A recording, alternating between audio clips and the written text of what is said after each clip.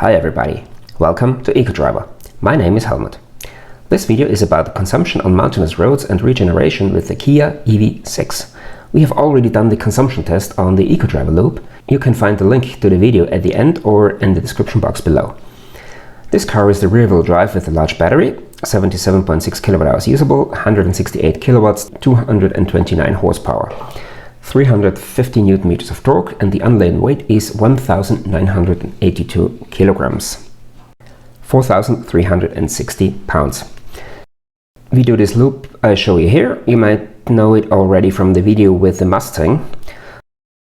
Start and lowest point is at the blue marking, highest point is at red. At the lowest point there is a roundabout and we always change direction there. First we go counterclockwise, then clockwise, and repeat that a second time. So overall we do 4 laps. The overall distance is 56 kilometers, 34.5 miles, and every lap has around 500 meters of or 1500 foot of altitude up and down, which means overall we will have covered 2000 meters or 6000 foot of altitude. We also try to find out the regenerate, and we know that H&G drivetrains, Hyundai and Kia, are amongst the most efficient regenerators. We did this very test with the Kia e-Niro or Niro EV as well. You'll find the link below, and there we had a real-life regen rate of 48%. The average is around 40 to 42%.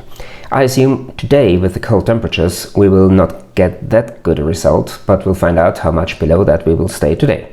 I hope you enjoy the fantastic weather and the views, and I'll talk to you later.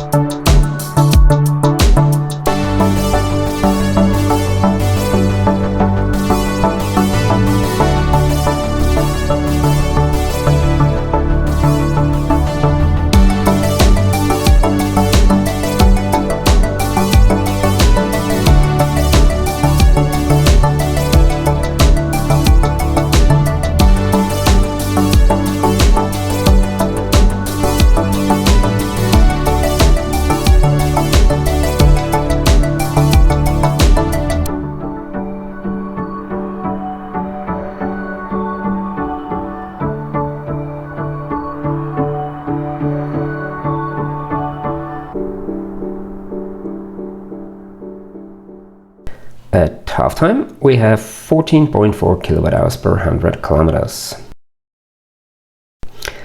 Coming to the end now.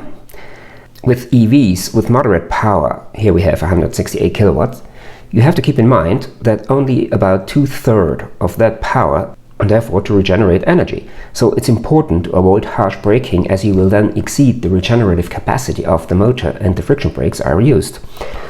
So we leave the roundabout after 4 complete laps, and we see here 14.4 kilowatt-hours per 100 kilometers. Well, that's not too bad compared to the Ecodriver loop. Now the analysis. So let's analyze the mountain consumption and regeneration test. Overall we had 14.4 kilowatt-hours per 100 kilometers, and compared to the 15.4 we had on the Ecodriver loop, that shows that hilly terrain is no excuse for high consumption. It can drive more or less efficiently up and down as well. For example, on the way up, try avoid braking even ahead of hairpin turns, as gravity can do this job. Remember, if you have to brake, you have to invest too much energy beforehand.